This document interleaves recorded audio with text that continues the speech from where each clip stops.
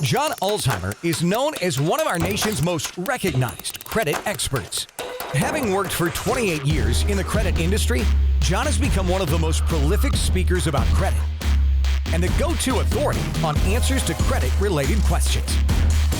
Credit Countdown with John Ulzheimer. Hello, my name is John Ulzheimer, and I am a consumer credit expert. I have almost 30 years of experience in the credit industry. I have spent time at both FICO, which is obviously the company that builds the FICO credit scoring system, and Equifax, which is one of the 3 generally recognized credit reporting agencies in the United States. And today I'm going to answer a viewer question. And the viewer's question is, hey John, why don't I have a credit score? So interesting question. I think it doesn't really expose anything, but what it does do is it does identify the fact that not every consumer has a credit score or credit scores. Not everybody's credit report or credit file data is sufficient to generate a score. And so what that means, I guess in technical terms, is that the person's credit report has failed what's referred to as the minimum credit scoring criteria, meaning that your credit report has to meet certain minimum requirements in order to generate both a valid FICO credit score and a valid VantageScore credit score. The FICO and VantageScore minimum scoring criteria is not the same, so I'm going to go through each of them separately. FICO's is a little bit more complicated. VantageScores is a little bit easier to understand, but we'll go through and we'll talk about why some consumers don't have a credit score on their credit reports because their files have failed the various minimum credit scoring criteria. So let's talk FICO first, and then we'll talk VantageScore. We're going to kind of weave VantageScore into the discussion. In order for your credit report to qualify for a FICO credit score, that credit report has to have at least one undisputed, every word on here is important, so pay attention. It has to have at least one undisputed trade line, okay? So let's define what trade line.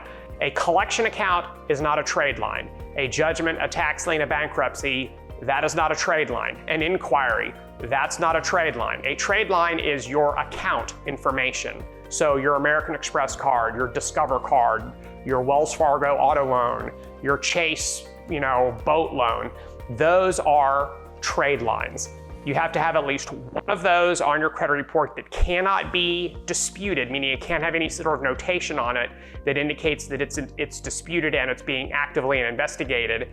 That's at least 6 months old, all right? So at least one undisputed trade line that's at least 6 months old, all right? So let's say hypothetically you have an American Express card on your credit report that is 10 years old, all right? And it is not disputed. Well, you've just checked the first criteria, so you're good to go on the first one.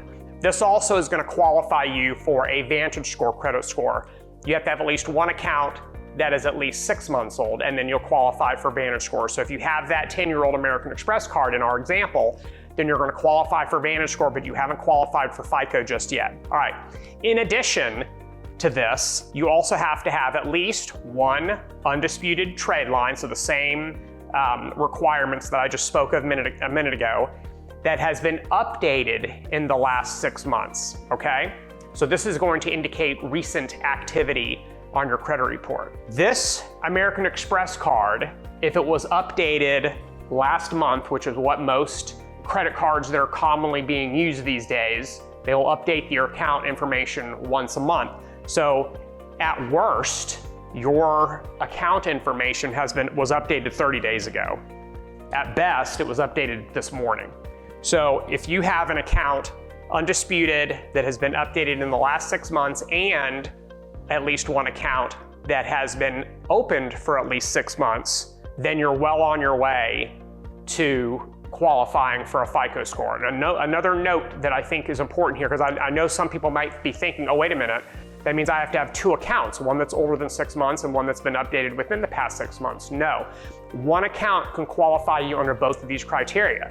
So if that 10-year-old American Express card was just updated last month, you've just qualified criteria 1, you've qualified criteria number 2. And by the way, you're already golden under the Vantage score scoring system, so you don't need to concern yourself with not qualifying for a score there. The last one, and this was obviously a little bit more uncommon, is there cannot be any sort of a deceased indicator on your credit report. And the deceased indicator is actually represented by a code that actually appears on a trade line associated with your credit report. If you pass away and your lender becomes aware that you have passed away, then they will actually report your account the following month as belonging to someone who is deceased.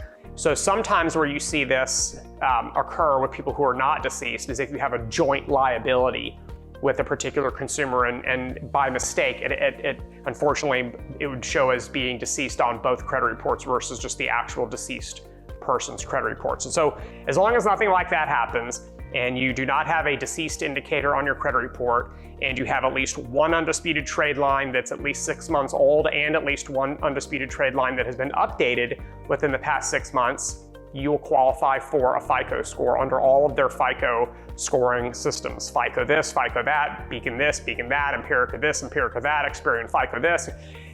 All of their scoring systems have the same minimum scoring criteria. So if you qualified for a score under FICO 8, you're going to qualify for a score under FICO 9 and FICO 10 and FICO 2 and FICO this, the FICO that, all right? If you go to apply for credit and your lender is not able to actually get a score, they're going to actually get what's called a reject code or a failure code, and that code is going to be in lieu of a score. It doesn't look anything like a credit score, so there's no way it could ever be confused with a credit score. But that particular reject code is going to indicate to the lender that you have failed the minimum scoring criteria, and it's going to give the reason which of these did you not satisfy. And so to the extent that your lender understands what that code means, they could tell you, hey, you don't have anything that's updated in the past 6 months, or you don't have anything that's at least 6 months old. That's why you're not qualifying for a score. So if you have found yourself in a situation where you do not qualify for a score or cannot get a credit score on one of your credit reports, drop a comment in the comment section below. I may be able to help. If you have any other questions, drop them down there too, and I'll get to them if I can. It was great talking to you. Have a nice rest of your day, and we'll talk again soon.